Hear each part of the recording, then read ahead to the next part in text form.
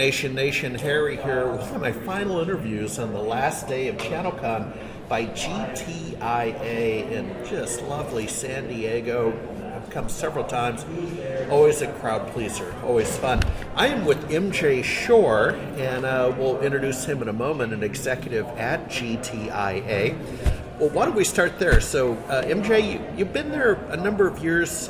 What's your role today? So I am the Chief Community Officer at GTIA. Okay. I've been with the organization for 6-7 years at this point. That's amazing. Time flies. I am the classic recovering MSP. Yeah.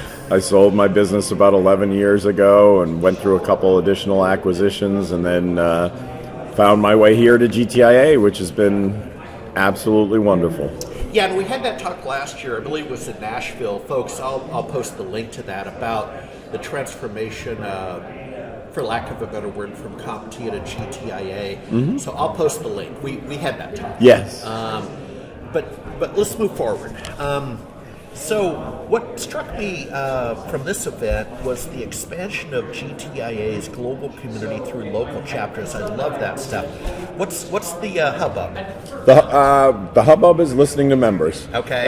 And members have said for quite some time that they want to get together more locally, more frequently, more intimately, and local chapters is the perfect answer. It's kind of a staple in the association world. For some organizations, we've never done it before, but the response has been simply outstanding. The number of people that have come up to me and the team and said, hey, we want to form a local chapter here, is more than we had hoped for. Yeah, when I was getting briefed on this, quickly we'll move on to other questions, but I immediately thought of Spiceworks. They used to do local chapters called Spice Heads. I think that stopped about 2017 when they got acquired by Ziff Davis. But see, I liked it in Seattle, right? Because they do a data center, they do a this, they do a that. It wasn't your typical happy hour get drunk, right? I mean, there was real substance. And so to see you do that, I think it's a successful formula. That's right? great. Yeah, I think. Yeah, we're excited about it. And the first 4 chapters that have already held meetings, they are all in, super enthusiastic, and we're off to the races. Yeah, and then another thing that stood out was the new GTI Texas A&M Consortium for Responsible IT Services. And I'll tell you why it stood out. Kind of like your job tenure. I'm over 6 years in Austin, Texas. Wow. So that's a rival. Ah, right? okay. That's the Aggies and Yes. the Longhorns. But it caught my eye.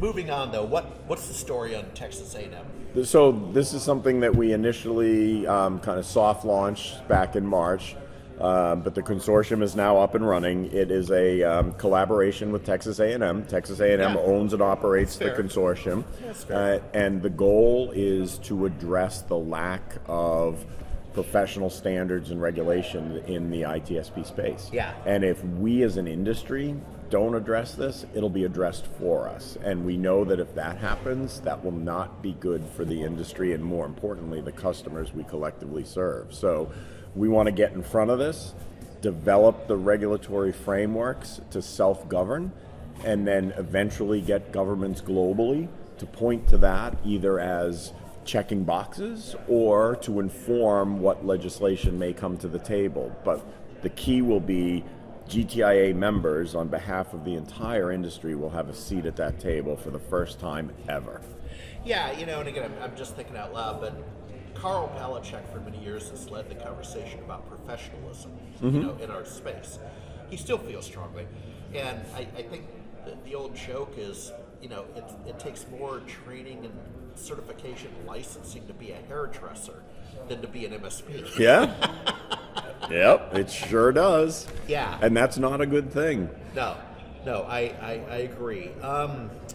Next talking point is the commitment to responsible AI innovation through the United Nations AI for Good platform. That caught my attention. Certainly a global conversation. What's going on with the UN? So we've been selected by the United Nations to run the AI for Good program here in the United States and also in the United Kingdom. And that is opening several doors for us as a trade association on the global stage to bring our initiatives forward and address things that map to the UN 17 sustainability goals for humanity. So it is, we said last year that at ChannelCon that we intended to do more for more members and to think bigger and to do things that would shift the industry in directions that the industry needs to be going in. And this is a great example because the work that we're doing with the consortium, the announcement we made this week about the formation of a new GTIA program called the Managed Intelligence Alliance, these are global initiatives, and this connection with the UN, especially around AI, will help elevate GTIA and all of our members onto the global stage, and that is something that is game-changing for this industry. Yeah, what I didn't hear in the briefing, and I'm excited, what I didn't hear, and I think it's a good thing, is I didn't hear that, I knew the old CompTIA, they literally would have, a Washington fly-in, and, Amy Cardell and the other gentleman, workforce training and that kind of thing. And I always thought of CompTIA as almost having a lobbying arm. Don't know if that's quite right, but I'm not hearing that from GTIA. I'm not hearing Washington. No. Okay. No. CompTIA did have a lobbying arm. Okay. And the board of directors shut that down because our members were constantly in opposition with one another about the positions to take. Because, look, as the Channel Trade Association, you've got to remember, we represent the newest, smallest organizations in the channel to the largest multinationals. And those constituencies aren't always aligned when it comes to things like lobbying. Yeah. And lobbying, look, this isn't a political commentary, but lobbying is all about money. And it would be irresponsible of us as an industry unbiased nonprofit trade association to basically blow our budget on lobbying going up against the heaviest hitters in the world. So the only other way to do it is to launch initiatives that can accomplish the same thing in a different way, working around the lobbyists. Yeah, two more questions. One is, and I know I walked by something you've announced, the 2027 conference. I forgot the city. Orlando. Oh, okay. We'll be in Orlando next summer, July 27th to the 29th. Okay, that works.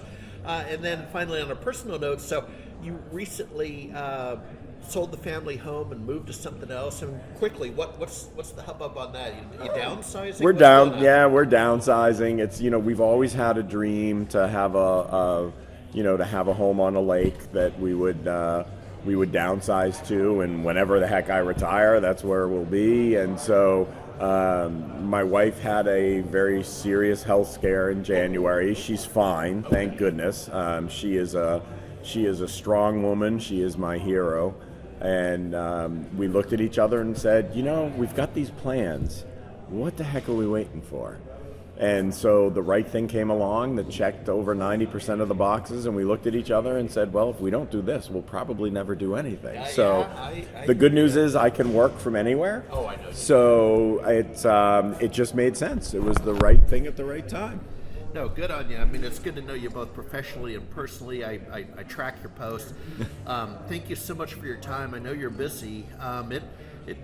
Again, my compliments. This is a good conference. Thank you. I appreciate that. Yeah, thank you. Thank you.